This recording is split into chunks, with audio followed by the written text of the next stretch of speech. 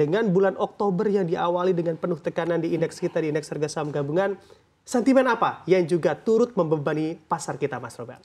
Ya, saya mencatat ada beberapa sentimen negatif terkait pasar kita ya, ISG kita, bahkan kalau kita ukur dari harga tertingginya di 7.900 sampai saat ini itu sudah turun lebih dari 5%. Artinya dalam 2 minggu penurunan ISG itu cukup dalam.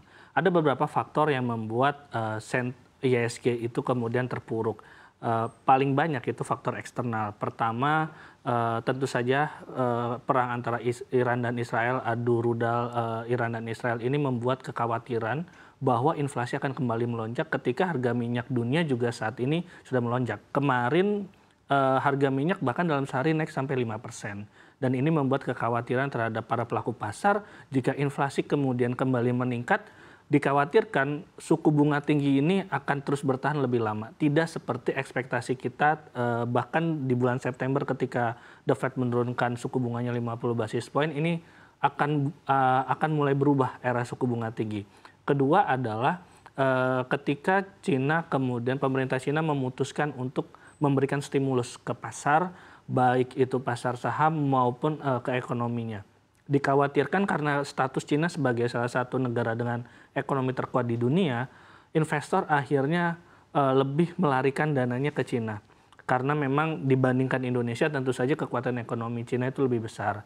Dan ini terjadi dalam sepekan ini outflow itu 5 triliun. Berdasarkan data RTI dalam sampai sore hari ini, itu dana asing yang keluar dari Indonesia itu 5,07 triliun. Itu angka yang cukup besar mengingat beberapa bulan terakhir, dari bulan Juli sampai September, sebenarnya market kita itu sudah mulai disinggahi oleh dana asing. Jadi sangat disayangkan dalam pekan pertama Oktober ini sudah 5 triliun keluar dari bursa Indonesia. Kedua, dari dalam negeri sendiri pada pekan ini PMI manufaktur kita dan inflasi yang masih berada di zona kontraksi dan kita deflasi IHK kita, itu juga menambah kekhawatiran bahwa ekonomi Indonesia jangan-jangan nih di 2024 itu nggak sampai target pertumbuhannya. Kita target di angka 5-5,05%, tapi mengingat daya beli masyarakat kita rendah ditambah dengan performa manufaktur kita yang negatif selama 3 bulan beruntun, dikhawatirkan pertumbuhannya tidak akan sampai di 5%. Ditambah kalau kita lihat fenomena ini mulai banyak pabrik-pabrik bangkrut atau gulung tikar. Artinya PHK juga akan semakin banyak dan buktinya pengangguran pun meningkat. Bahkan di beberapa provinsi termasuk DKI Jakarta pengangguran meningkat sampai ratusan persen. Nah ini yang membuat pasar menjadi khawatir terhadap kondisi global sehingga investor lebih memilih untuk memasukkan dananya ke aset safe haven seperti emas. Kita lihat emas juga harganya cukup berada tinggi dan juga mungkin keluar dari pasar beresiko termasuk dari pasar saham. Nah ini yang kemudian terakumulasi menjadi kita lihat bahwa pekan ini ISG mungkin akan mencatatkan performa mingguan terburuk sejak bulan Juni 2024. Nah ini yang saya rasa sentimen-sentimen itu yang kemudian membuat ISG tampaknya tidak berperforma bagus pekan ini. Iya, tapi yang mungkin jadi pertanyaan besar juga, apakah isu geopolitik ini langsung direspon negatif atau langsung berdampak negatif pada IHSG atau sebenarnya butuh waktu gitu untuk saham-saham atau beberapa sektor merespon hal ini? Ya. Pasar itu pasti akan selalu panik ya. Jadi sebenarnya ini adalah sebuah menurut saya ada faktor panik sellingnya. Jadi pasar tuh panik karena kalau misalnya perang ini terus-terusan, nanti harga minyaknya naik dan itu sudah terlihat harga minyak naik. Mungkin sepekan ini udah naik mungkin di level 7-8% seminggu. Takutnya inflasinya makin tinggi lagi. Nah, suku bunga yang sudah mulai turun ini kemudian akan kembali stuck di level yang tinggi. Takutnya The Fed, Bank Indonesia, atau Bank Eropa tidak lagi menurunkan suku bunganya di sisa 2024, tapi cenderung menahan atau membuka peluang untuk malah menaikkan suku bunga ketika harga minyak naik dan berdampak kepada inflasi.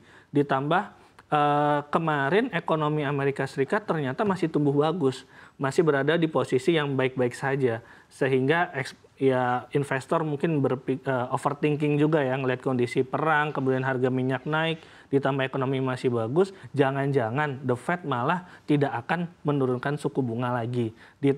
Jerome Powell juga mengatakan mungkin The Fed tidak akan seagresif bulan September.